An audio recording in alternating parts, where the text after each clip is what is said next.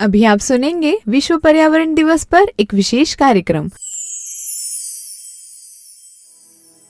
नमस्कार श्रोताओं, आप सुन रहे हैं रेडियो दस्तक 90.8 FM। आज हमारे साथ स्टूडियो में उपस्थित हैं पर्यावरण संरक्षण गतिविधि के राष्ट्रीय संयोजक आदरणीय श्री गोपाल जी आर्य। रेडियो दस्तक के स्टूडियो में माननीय श्री गोपाल जी आर्य, आपका हार्दिक स्वागत और अभिनंदन है। नमस्कार उज्जैन, मैं गोपाल आर्य, पर्यावरण संरक्षण गतिविधि अखिल भारतीय संयोजक। आप पर्यावरण संरक्षण के क्षेत्र में कई दशकों से कार्यरत हैं और अपने अनुभवों से हमें जागरूक करने के लिए आज यहाँ पर उपस्थित हैं। तो हम आपसे पर्यावरण संरक्षण के विभिन्न पहलुओं पर आज चर्चा करते हैं, जो हमारे रेडियो दस्तक के श्रोताओं के लिए निश्चित रूप से बहुत ही लाभकारी रहेगी। तो सर, हम आपसे ये जानना चाह रहे हैं कि पर्यावरण संरक्षण के क्षेत्र में जागरूकता की बातें पूरे विश्व में की जा रही हैं। कई सेमिनार हो रहे हैं, गोष्ठियां हो रही है, लेकिन जो अपेक्षाकृत उतनी जागरूकता समाज में होना चाहिए वो दिखाई नहीं देती है।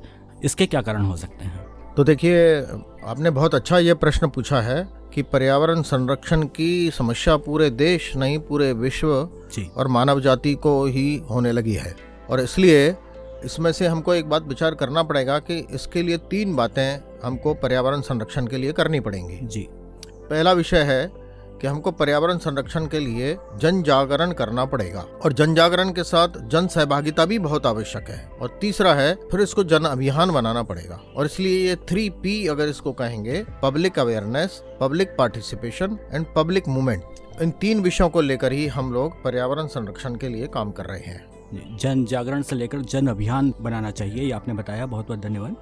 रेडियो दस्तक के श्रोता निश्चित रूप से जागरूक श्रोता है और वो ये आवश्यक रूप से जानना चाहेंगे कि एक नागरिक के रूप में हम पर्यावरण संरक्षण में अपना क्या योगदान दे सकते हैं। बिल्कुल, ये बात ठीक बोला आपने। तो पर्यावरण संरक्षण के लिए जो हमने पहला विषय रखा है, जन जागरूकता, तो ये जन जागरण के लिए हमें क्या करना होगा? तो इसके लिए अगेन 3P का एक फार्मूला है जी। जैसे पहला 3P हो गया, हमको public awareness, public participation, public movement करना है। ये करने की शुरुआत कहाँ से करनी पड़ेगी? तो उसके लिए personal, professional and public level पर जाना पड़ेगा। पर्सनल यानी मैं और मेरे जीवन, मेरे आचरण में, मेरी शैली में, लाइफ स्टाइल में हम क्या बात कर सकते हैं। प्रोफेशनल यानी मैं और मेरा प्रोफेशन, चाहे मैं टीचर हूँ, चाहे मैं दुकानदार हूँ, चाहे मैं वहाँ उस वर्क प्लेस पर मैं किस प्रकार से पर्यावरण का संरक्षण कर सकता हूँ जी। और तीसरा है पब्लिक, यानी मैं जहाँ, जिस गांव में, जिस मोहल्ले में, जिस कॉलोनी में, जिस सोसाइटी में रहता हूँ जी, उसमें उसके लिए मेरा क्या योगदान हो सकता है जी। इसलिए हम इसको personal, professional and public level पर ले जाते हैं। बहुत अच्छी बात। और वो पब्लिक ले जाने के लिए भी सबसे पहला शुरुआत हम कर सकते हैं पर्सनल लेवल पर जी। और पर्सनल लेवल पर करने के लिए आवश्यक यह है कि मुझे मेरे घर में और मेरी जीवन शैली में कैसे परिवर्तन कर सकते हैं जी। उसके लिए अगला एक फार्मूला है, आपके अगले प्रश्न के बाद मैं बताऊंगा जी जी। मतलब हम जिस दायित्व पे हैं उस दायित्व को निभाते हुए भी हम पर्यावरण का ही ध्यान रखें, ये आपने बड़ी बात कही है। सर, शहरीकरण के दौर में नदियों का सूखना निरंतर जारी है और हम जिस शहर में हैं वहाँ भी शिप्रा किसी समय कलकल बहती थी, लेकिन आज प्रदूषण से उसका वह स्वरूप आज दिखाई नहीं देता है। तो इस स्वरूप को फिर से प्राप्त करने के लिए क्या प्रयास हमें करना चाहिए? हाँ, बिल्कुल ठीक बोला आपने। हम एक पवित्र नदी शिप्रा के बारे में बात करते हैं कि बड़ी ऐतिहासिक और पवित्र नदी जी आज कहाँ चली गई, या वो आज नदी के रूप में भी नहीं रही। लेकिन जिस देश की बात करते हैं कि जिस देश में हम नदियों को पूजते थे, जिस देश में हम पहाड़ों को पूजते थे, पेड़ों को पूजते थे, जिस देश में ये गाया जाता हो, सुजलाम सुफलाम सस्य श्यामलाम भारत माता जी, ऐसा प्रकृति पूजक देश में गंगा मैली, यमुना मैली, शिप्रा मैली ये क्यों हो गई? इसके बारे में बहुत ही चिंतन करने का विषय है। उसके बारे में मैं आपको एक बड़ी महत्वपूर्ण इंटरेस्टिंग फैक्ट बताना चाहता हूँ जी, कि आखिर इस प्रकृति को जो नुकसान पहुँचाने की बात है वो केवल इंसान पहुँचाता है। प्रकृति का कोई भी अवयव, जिसको हम जल, जमीन, जंगल, जानवर बोलते हैं, वो प्रकृति को नुकसान नहीं पहुंचाता है, केवल ये इंसान। लेकिन उसमें भी महत्वपूर्ण बात है कि ये पूरी प्रकृति में इंसान केवल 0.01% है, यानी 0.01% ये इंसान 99.99% पूरी प्रकृति को नुकसान पहुंचाता है। और इसलिए यदि हमको इसको बचाना है तो इस इंसान को ठीक करना पड़ेगा। और इंसान को ठीक करना यानी उसकी लाइफ स्टाइल को, उसकी जीवन शैली को बदलना। तो 0.01% पर ही हमारा प्रयास है कि हमें छोटे छोटे प्रयोगों से स्वयं से शुरुआत करके और हम आगे कैसे बढ़ सकते हैं। तो ये सब चाहे नदी हो चाहे प्रकृति हो, इसको करने के लिए इस मनुष्य का, इस व्यक्ति का, इस मानव का माइंडसेट बदलना पड़ेगा। जी, बहुत बड़ी बात आपने कही। 0.01% के सुधार से 100% तक पहुंचने का एक फार्मूला निश्चित रूप से। सर, आप युवाओं को पर्यावरण क्षेत्र से जुड़ने और उन्हें जागरूक बनाने के लिए क्या संदेश देना चाहेंगे? बिल्कुल सही बात है कि इस देश का युवा अगला भविष्य है। मैं तो उसको अगला भविष्य नहीं कहने के साथ साथ वर्तमान कहता हूँ कि अगर वर्तमान में ये युवा जागृत हो जाएगा तो देश का भविष्य भी सुधर जाएगा। और युवाओं को करने के लिए हम पर्यावरण संरक्षण के लिए एक बड़ा मुहिम चला के रखे हैं, जिसको हम बोलते हैं सोशल इंटर्नशिप प्रोग्राम जी। और इस सोशल इंटर्नशिप प्रोग्राम के माध्यम से हम युवाओं को अभी ऑनलाइन इस प्रकार का प्रशिक्षण देते हैं कि जिससे वो खुद के यहाँ पर खुद के जीवन में कैसे परिवर्तन ला सकते हैं। और उसके लिए हमने एक इको मित्रम ऐप है, ECOMITRAM करके एक इको मित्रम ऐप है जी। उस ऐप के माध्यम से हमको इस प्रकार के सब प्रकार का मटेरियल, वीडियोस, वर्कशॉप्स मिल जाते हैं कि जिससे ये युवा जुड़ता है और SIP के अंदर रजिस्ट्रेशन होता है और उसमें फिर वो 3 दिन का और 15 दिन का इस प्रकार से इस वर्कशॉप को अटेंड करता है। उसमें से सिलेक्शन होने के बाद वो नेशनल यूथ पार्लियामेंट के लिए भी सेलेक्ट होता है, यानी पूरे देश में पर्यावरण के लिए युवा ये पार्लियामेंट में जाकर किस प्रकार से जागरूक हो सकता है, इस प्रकार का प्रयोग करते हैं जी। तो युवाओं को जोड़ने के लिए हम लोग करते हैं। बहुत अच्छी बात है। हम रेडियो दस्तक के श्रोताओं को, युवा श्रोताओं से हम अनुरोध करेंगे कि वे इको मित्रम ऐप को डाउनलोड करें, इसको विजिट करें, इसका लाभ लें। सर, प्लास्टिक प्रदूषण एक गंभीर समस्या बन चुका है, इसके खिलाफ हम क्या ठोस कदम उठा सकते हैं? ये आपने एक बहुत महत्वपूर्ण और ज्वलंत प्रश्न है। मुझे लगता है कि प्लास्टिक हमारे लिए चुनौती नहीं है, उसका उपयोग और दुरुपयोग ही उसकी चुनौती है। एक बात मैं बताता हूँ कि विश्व में सबसे ज़्यादा प्लास्टिक पॉलीथीन उपयोग करने वाला अमेरिका, जहाँ पर प्रति व्यक्ति 110 किलो पर ईयर, यानी प्रति वर्ष एक व्यक्ति 110 किलो प्लास्टिक को कंज्यूम करता है, उपयोग करता है। लेकिन वहाँ पर उसकी प्रॉब्लम नहीं है जी। लेकिन सबसे महत्वपूर्ण बात है कि भारत में केवल 11 किलो प्रति व्यक्ति प्रति वर्ष प्लास्टिक और पॉलीथीन का उपयोग होता है। लेकिन यहाँ पर बड़े बड़े पहाड़ लगे हैं। कारण प्लास्टिक नहीं है, कारण है हमारी जीवन शैली में उसका मिसयूज और ओवर यूज है कि क्या हम उसको अपने घर के बाहर नहीं निकलकर अलग से रख दें, उसको इको ब्रिक्स बना दें, एक बोतल में भर के या एक जगह इकट्ठा करके, तो वो रिसाइकलर में रिसाइकलिंग हो जाएगा। यदि वो गीले कचरे के साथ मिक्स हो जाता है तब वो कचरा बन जाता है। और इसलिए हमको पॉलीथीन और प्लास्टिक के प्रति ये देखने का दृष्टिकोण बदलना पड़ेगा कि वो हमारा दुश्मन नहीं है जी, वो हमारे लिए वरदान जरूर है, लेकिन उसका हम निस्तारण ठीक ढंग से नहीं करेंगे तो वही कचरे के रूप में, इसलिए उसको नहीं जमीन पर डाला जाए, ऐसा हमारा अनुरोध रहता है। तो उसको कम से कम यूज करना और कम से कम यूज करने के बाद उसका सही निस्तारण करना, ये 2 विषय इसके हैं जी। बहुत अच्छी जानकारी आपने दी। कृषि में रासायनिक उर्वरकों और कीटनाशकों के बढ़ते उपयोग से पर्यावरण पर क्या प्रभाव पड़ रहा है और इसके समाधान क्या हो सकते हैं सर? बिल्कुल ठीक है। मैं कल ही पंजाब के बारे में बात कर रहा था जी। तो हमको पता है कि वहाँ की कृषि में इतना केमिकल पेस्टिसाइड्स उपयोग होने लगे हैं कि वहाँ से कैंसर और कैंसर के बढ़ते हुए रोगियों के कारण वहाँ से एक ट्रेन जाती है राजस्थान, कैंसर ट्रेन ही बोलते हैं उसको। कारण और उसका दुष्प्रभाव यही है कि वहाँ खाने में, अन्न में इस प्रकार के केमिकल आने से कैंसर होने लग गया है जी जी। हमको इसके लिए केमिकल फ्री पर जाना पड़ेगा। और आज इस प्रकार के कम से कम 50,000 से ज्यादा किसान उसी पंजाब में जैविक खेती करने लग गए हैं, तो हमें केमिकल फ्री उस पर जाना पड़ेगा और वो आज आने लग गया है जी। इवन मेरा तो ये भी कहना है कि हमें अपने व्यक्तिगत जीवन में भी केमिकल फ्री, रसायन मुक्त हमारी जीवन शैली बनानी पड़ेगी, बहुत जिसमें हमको शैम्पू, साबुन, डिटर्जेंट इसको यूज करना कम और इसके विकल्प के रूप में केमिकल फ्री जी हमको उसको लाना पड़ेगा। उससे भी हम बहुत सारा केमिकल का वो बचा सकते हैं जी। सर, भारत में पर्यावरण संरक्षण के लिए सरकारी नीतियां और योजनाएं पर्याप्त है या उसमें सुधार की गुंजाइश है? आप क्या समझते हैं? मेरा ये कहना है कि सुधार की गुंजाइश तो हर जगह रहती है और गुंजाइश को करने के लिए हमें विचार करना पड़ेगा कि कानून और नियम तो बहुत बने हुए हैं जी, पर्याप्त हैं और भी बन सकते हैं, लेकिन उसको नीचे तक व्यवहार में उतारने का कानून स्वयं को लेना पड़ेगा। मैं एक उदाहरण देता हूँ जी, कि जब हम मंदिर में जाते हैं तो हमारे जूते चप्पल बाहर उतरते हैं, वो किसी कानून में नहीं है, लेकिन हर व्यक्ति मंदिर के बाहर जूते चप्पल उतार के जाता है जी, क्योंकि एक श्रद्धा है या समाज का ये मन बन गया कि ये एक पवित्र स्थान है। ठीक इसी प्रकार से जब समाज का मन हमारी जीवन शैली के साथ बदल जाएगा तो ये बहुत सारे कानून भी सहज रूप से स्वाभाविक हो जाएंगे।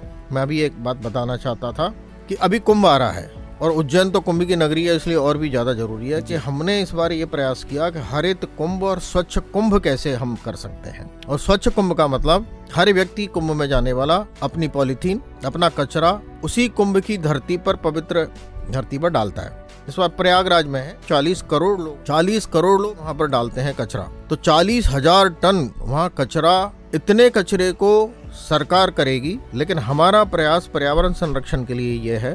देखिए अभी कुछ वर्षों के बाद यहाँ पर भी होने वाला है, तो यहाँ पर भी आने वाला हर यात्री अगर कुंभ की धरती पर और उस नदी को बचाने के लिए वहाँ पर अपना कचरा ना डाले, अगर कोई कचरा है उसको वहाँ डालना नहीं, डाले नहीं तो उसको वापस लेकर आना, और वापस लेकर नहीं आए तो कम से कम डस्टबिन में डालना, कचरा पात्र में। तो इससे हम 40,000 टन में से अगर 20,000 टन भी हमने बचा लिया तो इस जाने वाले यात्री के मन में वो पवित्रता, तो ये स्वयं का जो अनुशासन है, जो स्वयं पर आरोपित होने वाला कानून है जी, इससे समाज का मन बदलेगा। इस समाज के मन को बदलने के लिए इस प्रकार के प्रयास, इस बार के कुंभ में भी हम एक थैला एक थाली हम समाज के लिए, कुंभ के लिए दान दे सकते हैं। क्या थैले से हम वहाँ के पॉलीथीन को मुक्त कराएंगे और थाली से वहाँ पर रोज का जो डिस्पोजेबल है पत्तल दोनों का, उसको कम करेंगे। तो मुझे लगता है कि ये जो पवित्रता बनाए रखने के लिए हमारा व्यवहार और स्वभाव होगा, जी, ये पर्यावरण को बचाने के लिए हमारी जीवन शैली में आने वाला एक बहुत बड़ा व्यवहार होगा। इसलिए इसमें कानून के साथ हमें निज पर कानून लाना ये महत्वपूर्ण है। महत्वपूर्ण है। एक थैला और एक थाली का महत्वपूर्ण सूत्र आज आपने कुंभ की इस नगरी से दिया है। सर, हम ये जानना चाहेंगे कि वृक्षारोपण के साथ साथ पेड़ों का संरक्षण भी आवश्यक है, वो ज़्यादा महत्वपूर्ण है, तो आप इसके महत्व के बारे में थोड़ा सा बताएंगे? पेड़ों का महत्व तो हमारे पुराणों में, हमारे शास्त्रों में, हमारे ग्रंथों में बहुत बताया गया है, और इसलिए पेड़ों के लिए कहा गया है कि 10 पुत्रों के बराबर एक पेड़ होता है। ये हमारे मत्स्य पुराण में दिया गया है। तो पेड़ों को 10 पुत्रों से ज्यादा मानना, ये जिस उसमें हो, उसी संस्कृति में अमृता देवी नाम की एक महिला जोधपुर के पास आज से 250 वर्ष पहले होती है, और पेड़ों को बचाने के लिए वो खुद की 3 पुत्रियों को और उस गांव के लोगों के 363 लोगों का बलिदान होता है। विश्व के इतिहास में पेड़ों के प्रति उनको बचाने के लिए इतना बड़ा बलिदान आज तक नहीं है, लेकिन समाज में उसकी जागरूकता नहीं है। क्या हम आज एक पेड़ लगा सकते हैं और बचा सकते हैं क्या? नहीं। तो ये बचाना हमारा नहीं, हमारे आगे आने वाली पीढ़ी के लिए भी जरूरत है, और उसके लिए हमको व्यक्तिगत अपने जीवन में, क्या हमारे बच्चे के, हमारे पिताजी के या हमारे पूर्वजों के नाम पर इस प्रकार के वृक्षों का वृक्षारोपण लगाकर उसके प्रति लगाव और उसके प्रति श्रद्धा उत्पन्न रखना ये आवश्यक है। और इसका एक अभियान बहुत यहाँ पर चल रहा है, पूरे देश में भी चल रहा है कि वृक्ष लगाएं और बचाएं, दोनों की आवश्यकता। जी, आपसे चर्चा में प्रत्येक विचार से एक नया सूत्र हमारे रेडियो दस्तक के श्रोताओं को मिल रहा है। एक या दो प्रश्न अभी हम चर्चा में और जारी रखेंगे। सर, ये जानना चाहेंगे कि जलवायु परिवर्तन के विषय में आप क्या मानते हैं, क्या कहना चाहेंगे, क्योंकि इसकी चर्चाएं बहुत चल रही है। जलवायु परिवर्तन आज का ज्वलंत विषय है, और केवल अपने देश का नहीं, पूरे विश्व का है, जिसको क्लाइमेट चेंज हम बोलते हैं। और केवल क्लाइमेट चेंज की बात नहीं है, तो ग्लोबल वार्मिंग की बात चल रही है। और ग्लोबल वार्मिंग में यहाँ तक हो गया है कि यदि 1.5 डिग्री सेंटीग्रेड इस धरती का तापमान, जो हम धीरे धीरे महसूस भी कर रहे हैं, वो यदि बढ़ गया तो मुझे लगता है, और वैज्ञानिकों का भी कहना है, कि ये सृष्टि अपने प्रलय की ओर बढ़ जाएगी।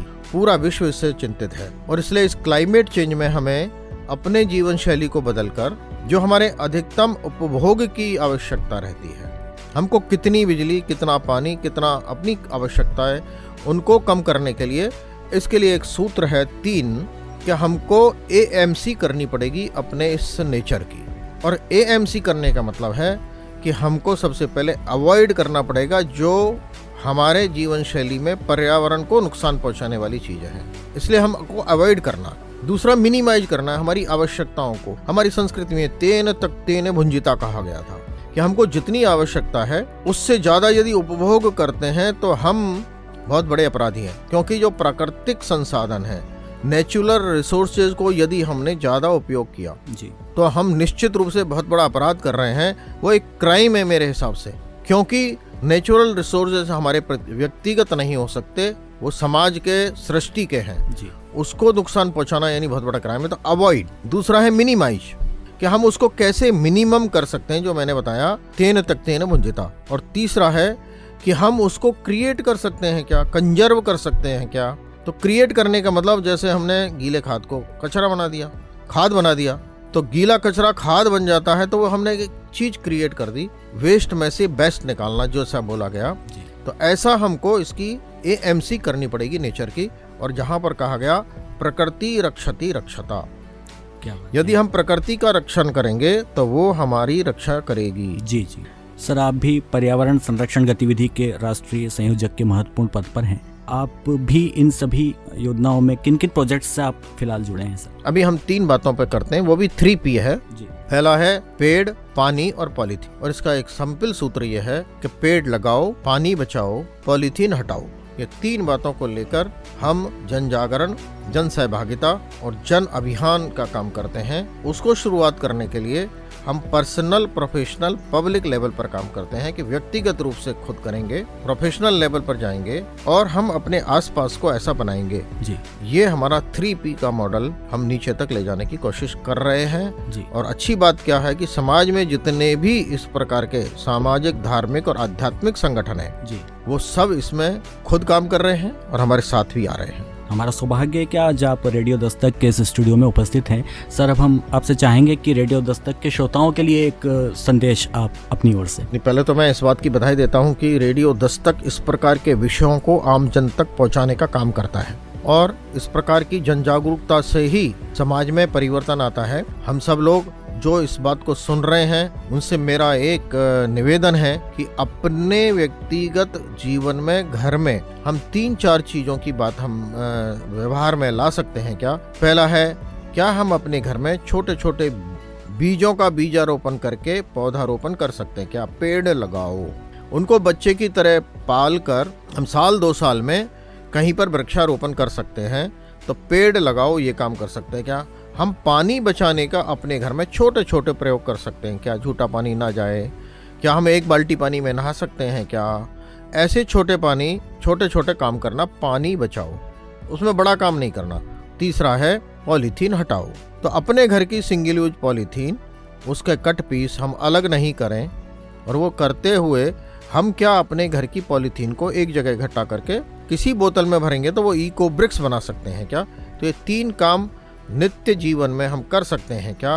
पॉलीथीन हटाओ यानी इको ब्रिक्स बचाओ, पानी बचाओ यानी 1 बाल्टी पानी से नहाओ, और पेड़ लगाओ का मतलब अपने ही घर में छोटे छोटे बीजों का बीजारोपण करके वृक्षारोपण करना। ये 3 बातें सब लोगों को कहना चाहता हूँ। सब लोग करेंगे तो मुझे लगता है कि हम केवल अपने देश को ही नहीं, पूरे विश्व को, और विश्व को ही नहीं, पूरी सृष्टि को, पूरी मानवता को बचाने का बहुत बड़ा महत् काम करेंगे। इतना मेरा सबसे निवेदन है। बहुत बहुत धन्यवाद सर। इस महत्वपूर्ण संदेश के साथ हम इस चर्चा को विराम देते हैं। तो श्रोताओं, ये थे हमारे साथ पर्यावरण संरक्षण गतिविधि के राष्ट्रीय संयोजक आदरणीय श्री गोपाल जी आर्य। आपने आपके अनुभव, आपके विचारों, आपके सुझावों से हम सभी में प्रेरणा के नए बीज अंकुरित किए हैं। आपने जिस सरलता और स्पष्टता के साथ हमें पर्यावरण संरक्षण के विभिन्न पहलुओं की जानकारी दी, उससे हम हृदय से आपका आभार व्यक्त करते हैं। बहुत बहुत धन्यवाद सर। नमस्कार, धन्यवाद। अभी आप सुन रहे थे विश्व पर्यावरण दिवस पर एक विशेष कार्यक्रम। सुनते रहिए उज्जैन का पहला कम्युनिटी रेडियो दस्तक 90.8 FM। सुनेगा उज्जैन, बढ़ेगा उज्जैन। रेडियो दस्तक।